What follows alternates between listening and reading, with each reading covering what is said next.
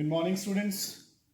ਸੋ ਬੱਚੇ ਆਪਾਂ ਕਰ ਰਹੇ ਸੀ ਐਲਡੀਹਾਈਡਸ ਐਂਡ ਕੀਟੋਨਸ ਐਂਡ ਆਪਾਂ ਉਹਨਾਂ ਦੀਆਂ first two types of reactions cover ਕਰ ਚੁੱਕੇ ਹਾਂ, namely nucleophilic additions and nucleophilic additions followed by the removal of water molecules। ठीक है, ਹੁਣ ਬੱਚੇ ਆਪਾਂ third type of reactions basically ਅੱਜ ਆਪਾਂ ਥਰਡ ਤੇ ਫੋਰਥ ਦੋ ਟਾਈਪ ਦੀਆਂ ਰਿਐਕਸ਼ਨਸ ਕਵਰ ਕਰਾਂਗੇ। ਸੋ ਜਿਹੜੀ ਆਪਾਂ ਨੇ ਨੈਕਸਟ ਟਾਈਪ ਅੱਜ ਪਹਿਲਾਂ ਸਟਾਰਟ ਕਰਨੀ ਹੈ, that is heading the reductions of aldehydes and ketones. ਰਜੇ reductions of aldehydes and ketones।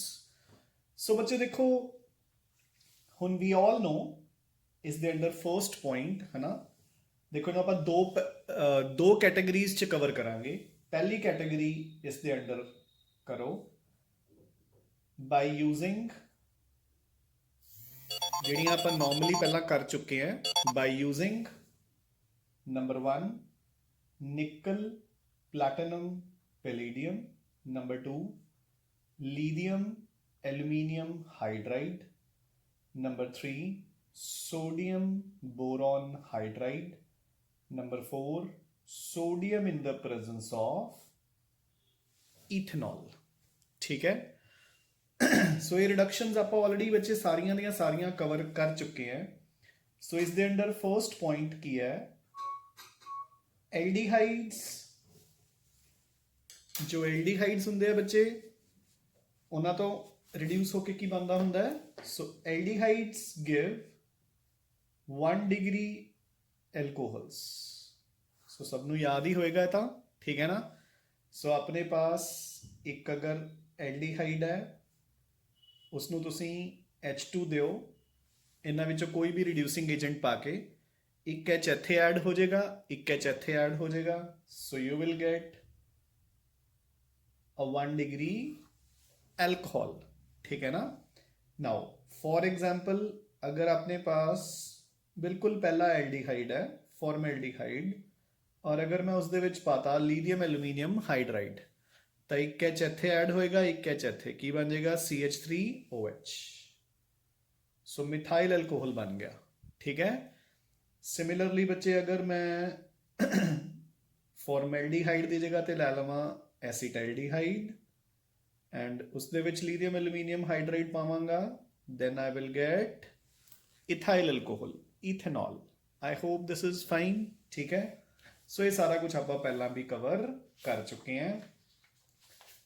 सो इसी दा सेकंड पार्ट, ठीक है, सेकंड पार्ट पे मूव करो बच्चे। कीटोन्स गिव, सॉरी सेकेंड मतलब इक्वेशन है ना, कीटोन्स गिव 2 डिग्री एल्कोहल्स। सो इसी दे विच नेक्स्ट रिएक्शन की है, एल्डिहाइड्स तो प्राइमरी एल्कोहल्स बनते हैं एंड कीटोन्स तो 2 डिग्री एल्कोहल्स। जिद्दां कि अगर मेरे को इत्थे एक कीटोन है RC double bond O R dash, मैं उस दे विच हाइड्रोजन ऐड की, अगेन कोई भी रिड्यूसिंग एजेंट मैं चारां विचों ऐड करता, तो एक H कार्बन दे नाल, एक H O दे नाल अटैच होके अपने कोल एक 2 डिग्री एल्कोहल बन जाएगा बच्चे। आई होप ईजी है ना।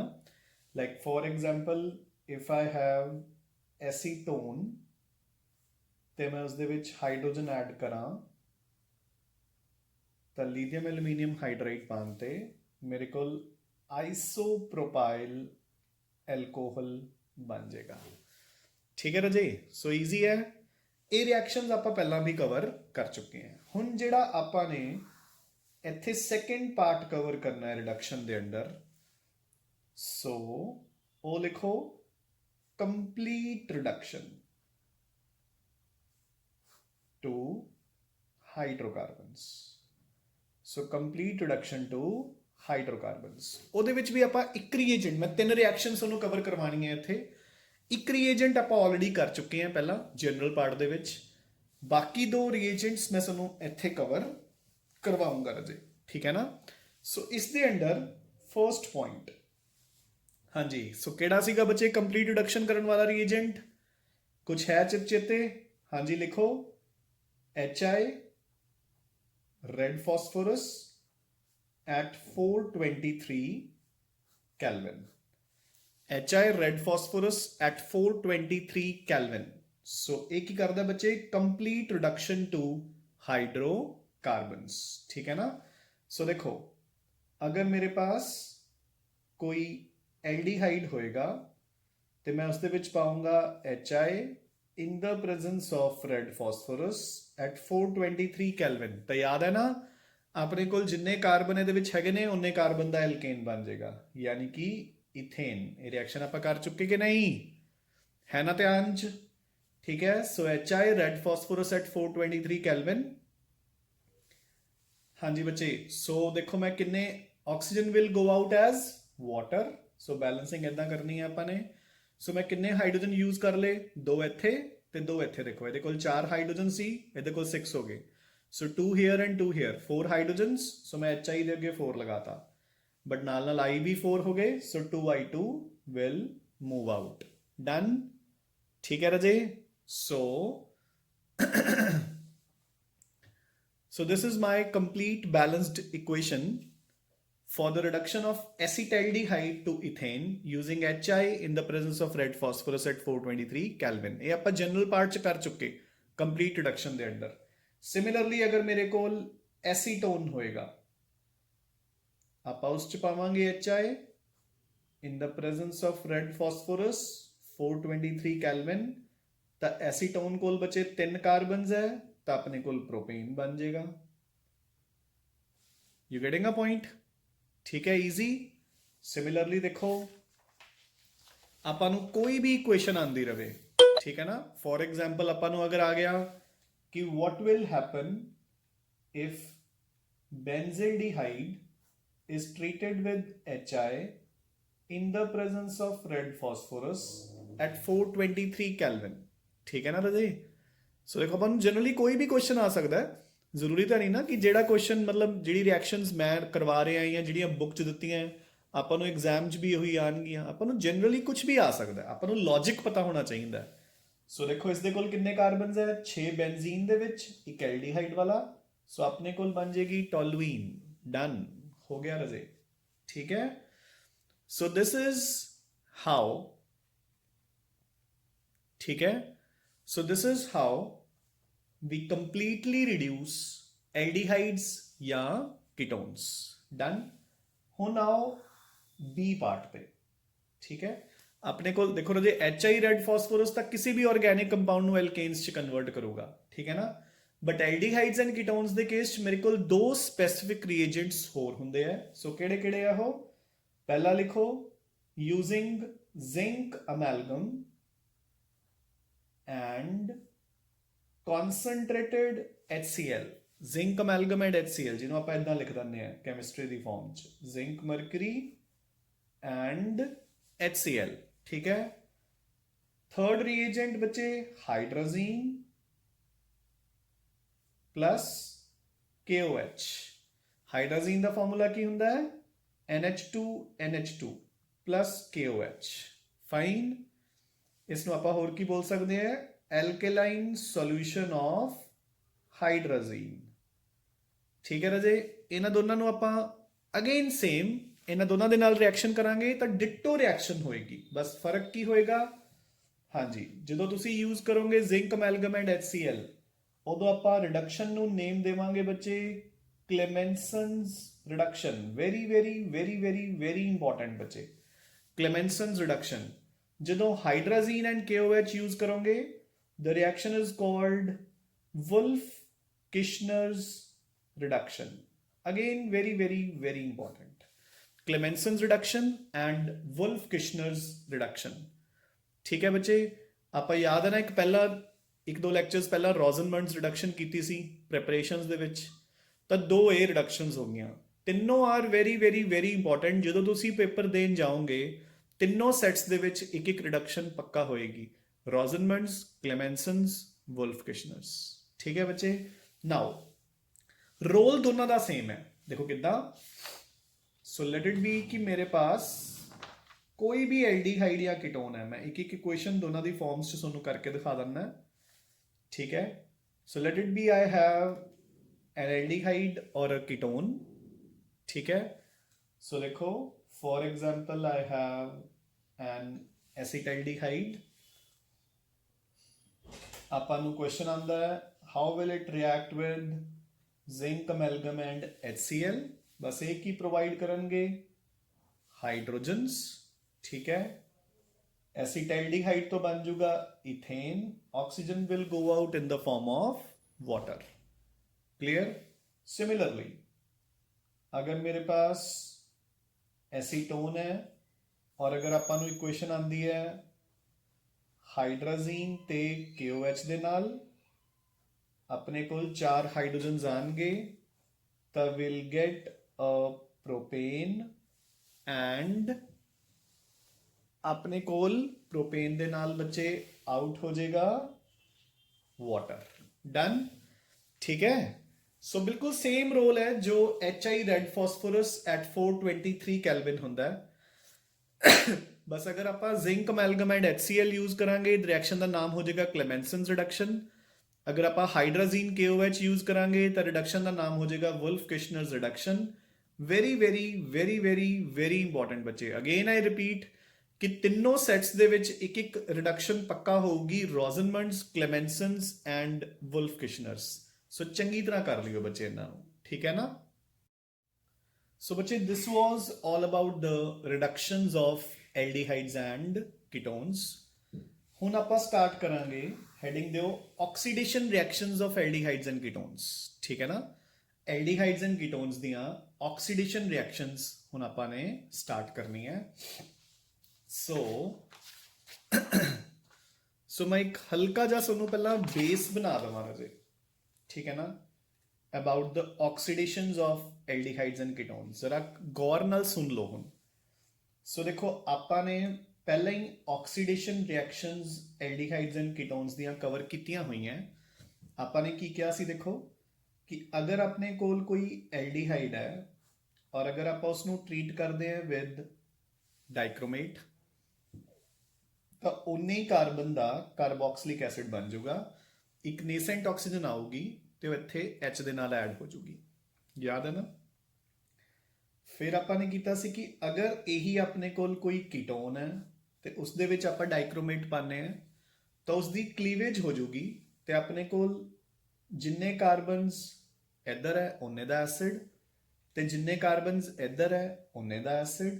फिर आपां ने भी कहा सीगा कि फॉर्मिक एसिड बच्चे अनस्टेबल हुंदा है, it will give you CO2 and water, ठीक है। नाल नाल आपां ने भी कीता सी कि अगर अपना कीटोन अनसिमेट्रिकल होवे, मतलब दोनों तरफ तो अलग अलग प्रोडक्ट्स बनते होन जिदा कि ब्यूटेनॉन, तो क्लीवेज इत्थों होगी जिहड़ा कार्बोनाइल ग्रुप है वो वड्डी चेन दे नाल नहीं छोटी चेन दे नाल जाऊगा। याद है कि नहीं ये सारा कुछ? अगर नहीं भी याद तो चाहे जनरल पार्ट खोल के ते चाहे अल्कोहल्स का पार्ट खोल के इसनू रिवाइज कर लो चंगी तरह, ठीक है ना। नाउ सो बच्चे हुण जिहड़ी चीज़ मैं इत्थे समझानी चाह रहा तुहानूं, देखो ये एल्डिहाइड पहला कित्थों बनिया सी?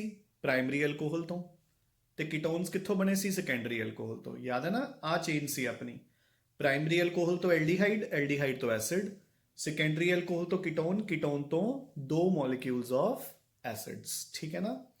तो आपां ने कहा सी कि अगर आपां रिएक्शन नूं इत्थे ही रोकना है एल्डिहाइड या कीटोन दी स्टेज ते तो आपां नूं नाल नाल की पाना पैंदा सीगा इहदे PCC PDC, ठीक है ना।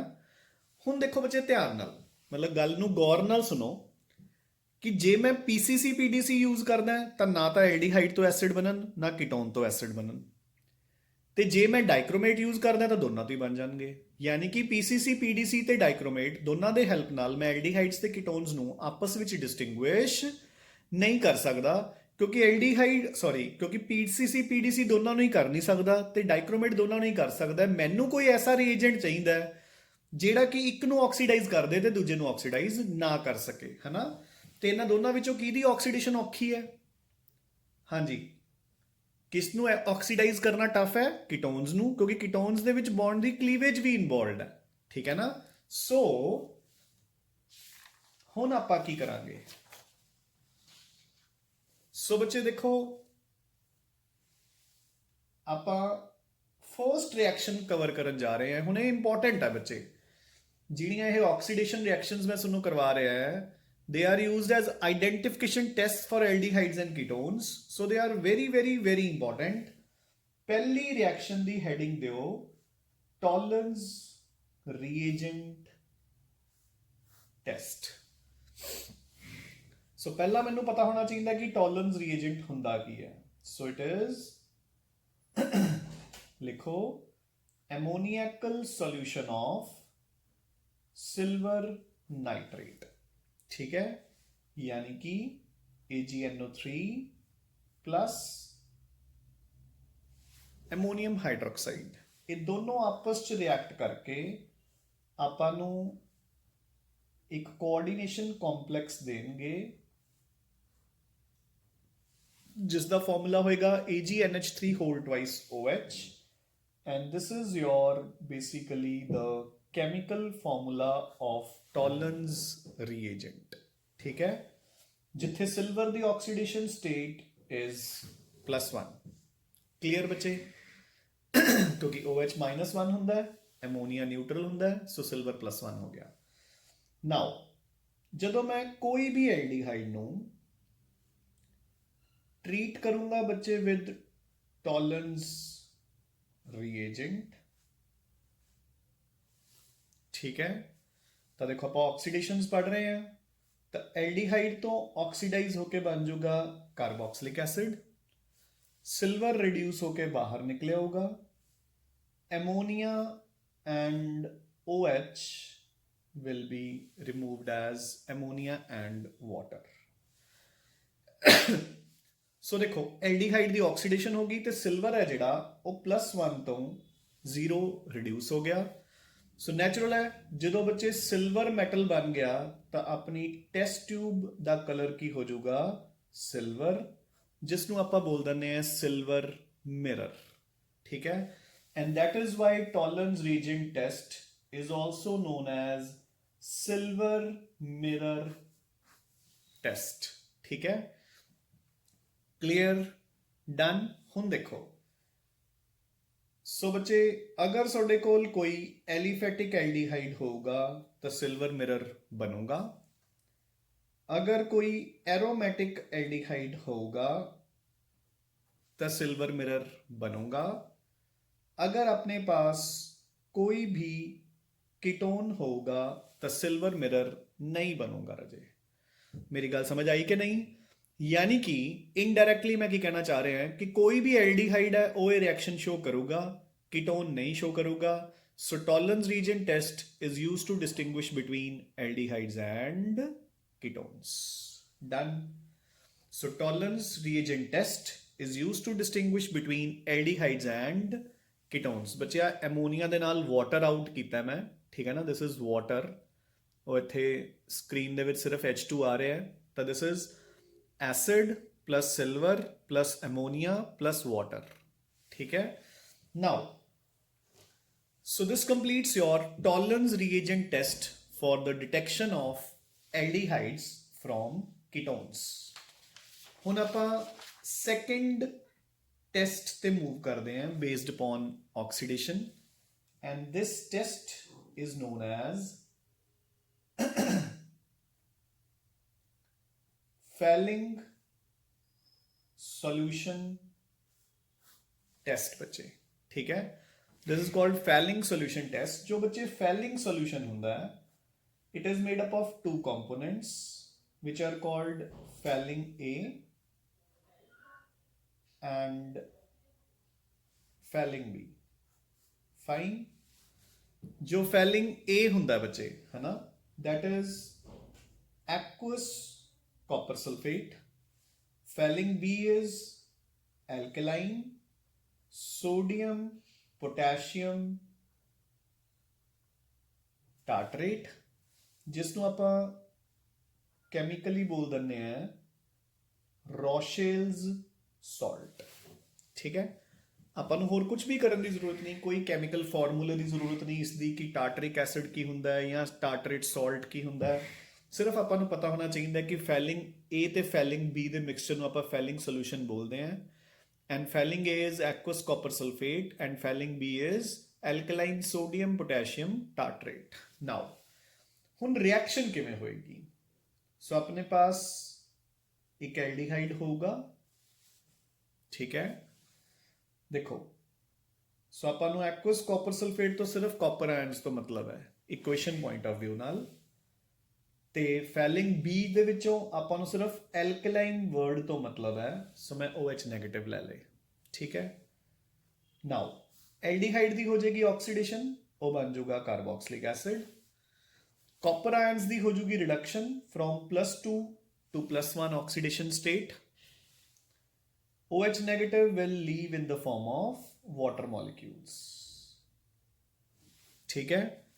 मुद्दा is कि जिहड़ा हा copper 2O बन गया, this is dark red color दा precipitate. So the appearance of dark red colored PPT indicates the presence of an aldehyde. ठीक है। हुण बच्चे inferences की होंगे कि मेरे पास कोई भी एलिफेटिक एल्डिहाइड है वो रिएक्शन देगा, मेरे पास कोई भी एरोमेटिक एल्डिहाइड है, हाँ जी, so this is the difference, वो रिएक्शन नहीं देगा। एंड ऑफ कोर्स मेरे को अगर कोई भी कीटोन है वो भी यह रिएक्शन नहीं देगा। So basically this test is used to distinguish between aliphatic and aromatic aldehydes, ठीक है ना।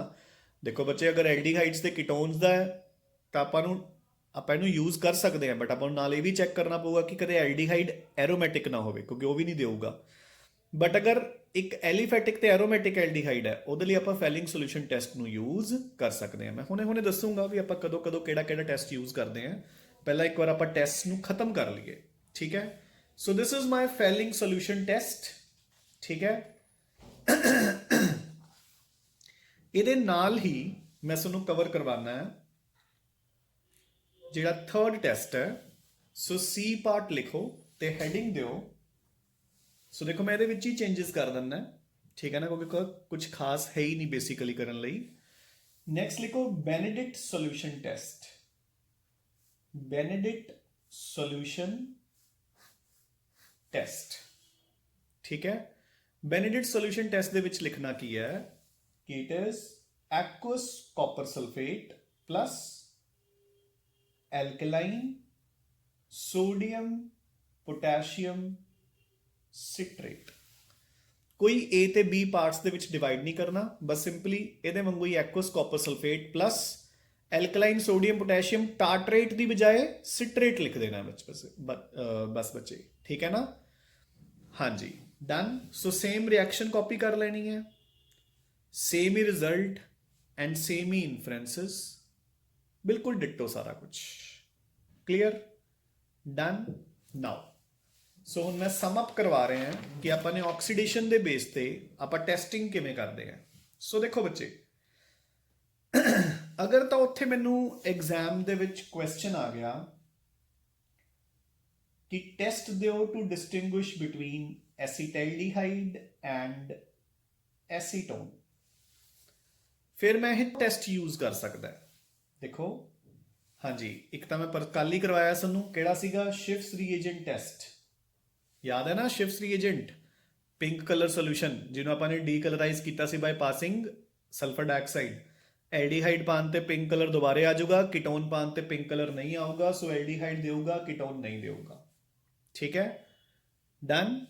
दूसरा हुने किया टॉलरेंस रीएजेंट, कीटोन नहीं देगा, एल्डिहाइड देगा।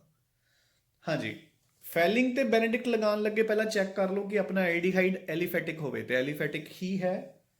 सो बेनेडिक्ट सोल्यूशन, फैलिंग सोल्यूशन, ये दोनों भी लग जाएंगे, कीटोन्स नहीं देंगे, एल्डिहाइड्स देंगे। सो मैं 4 वेज ना डिस्टिंग्विश कर सकता इन्हों, डन।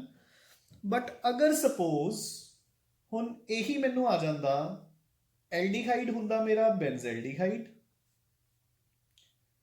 ते कीटोन कोई भी हुंदा मेरा XYZ, हुण मैं इन्हां विचों सिर्फ 2 ही टेस्ट यूज कर सकता है, शिफ्स रीएजेंट ते टॉलरेंस रीएजेंट। कीटोन्स नहीं देंगे, एल्डिहाइड्स देंगे। मैं हुण बेनेडिक्ट ते फैलिंग नहीं लगा सकता क्योंकि वो तो बच्चे बेंजेल्डिहाइड भी नहीं देगा, डन। सो जेडे बेसिकली आ 2 टेस्ट है, इन्हां दी मेन कैटेगरी केड़ी बनदी है, ਜਦੋਂ ਮੈਨੂੰ ਡਿਸਟਿੰਗੁਇਸ਼ਿੰਗ ਆਊਗੀ ਬਿਟਵੀਨ ਐਸੀਟੈਲਡੀਹਾਈਡ ਐਂਡ ਬੈਂਜ਼ੈਲਡੀਹਾਈਡ, ਐਲੀਫੈਟਿਕ ਤੇ ਐਰੋਮੈਟਿਕ ਐਲਡੀਹਾਈਡ ਜਦੋਂ ਮੈਨੂੰ ਆਊਗਾ, ਉਦੋਂ ਮੈਂ ਲਗਾਉਂਗਾ ਬੈਨੇਡਿਕਟ ਸੋਲੂਸ਼ਨ ਤੇ ਫੈਲਿੰਗ ਸੋਲੂਸ਼ਨ, ਕਿਉਂਕਿ ਐਰੋਮੈਟਿਕ ਐਲਡੀਹਾਈਡ ਨਹੀਂ ਦੇਊਗਾ, ਐਲੀਫੈਟਿਕ ਐਲਡੀਹਾਈਡ ਇਹ ਟੈਸਟ ਦੇਗਾ ਬੱਚੇ। ਡਨ।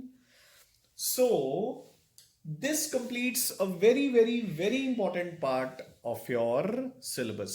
ਜਿਹੜਾ ਪਾਰਟ ਆਪਾਂ ਨੇ ਅੱਜ ਕੀਤਾ ਬੱਚੇ, ਜੋ ਤਾਂ ਰਿਡਕਸ਼ਨਸ ਚ ਕੀਤਾ, ਦੇਖੋ ਉਹ ਤਾਂ ਚਾਹੇ ਮੈਥੋਂ ਤੁਸੀਂ ਰਿਟਨ ਚ ਲੈ ਲਓ ਕਿ ਤੁਹਾਨੂੰ ਐਗਜ਼ਾਮ ਚ ਆਏਗਾ ਹੀ ਆਏਗਾ, 101% ਆਏਗਾ, ਠੀਕ ਹੈ ਨਾ। ਤੇ ਕੱਲ ਆਪਾਂ ਨੇ ਕਵਰ ਕਰਨੀਆਂ ਨੇ ਮਿਸਲੇਨੀਅਸ ਰਿਐਕਸ਼ਨਸ, ਉਹ ਵੀ ਇੰਪੋਰਟੈਂਟ ਹੈ, ਠੀਕ ਹੈ ਨਾ। ਜਿਹੜੇ ਆਹ ਵਾਲਾ ਸੈਕੰਡ ਪਾਰਟ ਹੈ ਆਕਸੀਡੇਸ਼ਨਸ ਵਾਲਾ, ਇਹ ਤੁਹਾਨੂੰ ਆਏਗਾ ਇਨ ਦਾ ਫਾਰਮ ਆਫ ਟੈਸਟਿੰਗ, ਡਿਸਟਿੰਗੁਇਸ਼ਿੰਗ ਟੈਸਟਸ। ਇਹ ਡਾਇਰੈਕਟ ਇਕੁਏਸ਼ਨਸ ਨਹੀਂ ਆਉਣਗੀਆਂ, ਇਹ ਇਦਾਂ ਹੀ ਆਊਗਾ ਕਿ how will you distinguish between the following pairs, ਠੀਕ ਹੈ ਨਾ। ਸੋ ਇੱਕ ਵੈਰੀ ਇੰਪੋਰਟੈਂਟ ਪਾਰਟ ਆਪਾਂ ਨੇ ਅੱਜ ਕਵਰ ਕਰ ਲਿਆ, ਇੰਨਾ ਤੁਸੀਂ ਕਵਰ ਕਰ ਲਿਓ। ਆਪਣੀਆਂ ਮਿਸਲੇਨੀਅਸ ਰਿਐਕਸ਼ਨਸ ਰਹਿ ਗਈਆਂ, ਉਹ ਆਪਾਂ ਨੂੰ 2 ਦਿਨ ਹੋਰ ਲੱਗਣਗੇ। ਵੈਸੇ I planned to end this chapter in October itself, but 3-4 ਦਿਨ ਦਾ ਲੇਟ ਹੋ ਗਿਆ ਕਿਉਂਕਿ ਲਾਸਟ ਵੀਕ ਮੈਂ ਖੁਦ ਹੀ ਸੈੱਟ ਨਹੀਂ ਸੀ। But now I am like 70 to 80% fine, ਤਾਂ ਆਪਾਂ ਉਹਨਾਂ ਕੁ ਪੁਸ਼ ਕਰ ਲਾਂਗੇ ਹੁਣ, ਠੀਕ ਹੈ ਨਾ।